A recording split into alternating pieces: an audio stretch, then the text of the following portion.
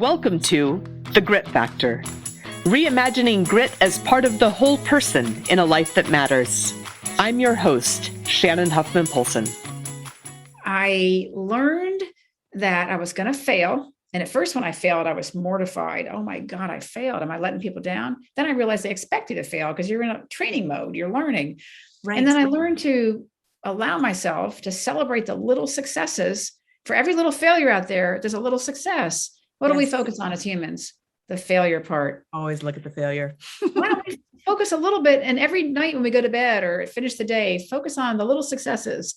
And I today call that like a gratitude journal. And I write in my gratitude journal every night, 3 things I'm thankful for. I try to make them different, but it goes to the same thing as celebrating the small successes so that you're always in a positive spirit. And if you're a leader, especially if you're not in a positive spirit, if you're not looking for the positives, the successes, you're going to be looking for the negatives. Your people are going to be negative, and you're not going to be succeeding as an organization. That is incredibly important wisdom. Thank you for sharing that. I will say I have gotten to the place in my life where I cannot be around negative people.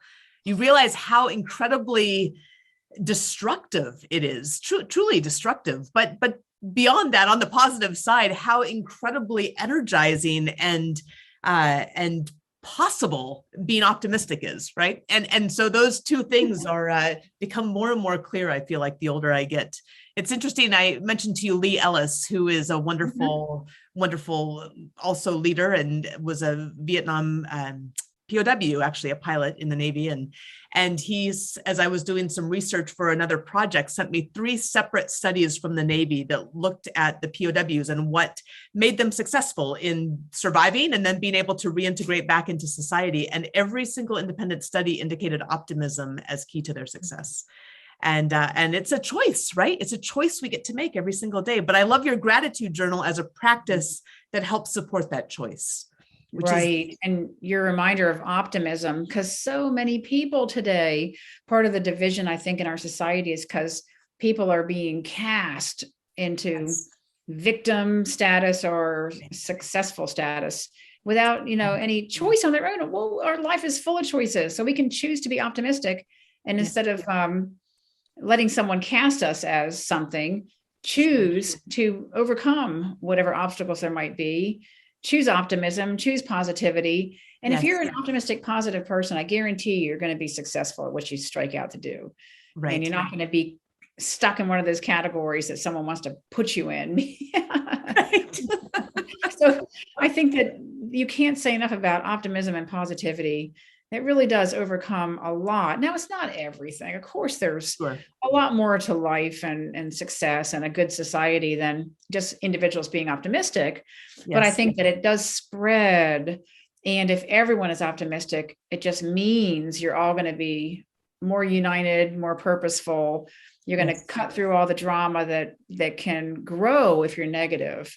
Absolutely. Absolutely. I did come across a study recently that indicated that the choice for optimism sometimes is more limited for people who are in less of the majority. And so any minority group has less access to some of those mindset choices, which is a helpful reminder that it's still not ever going to be an equal playing field. It never has been, it never will be. And that's where leaders can come in to help to balance some of that. But at the end of the day, we do each make a choice every time we get up in the morning and head into the day.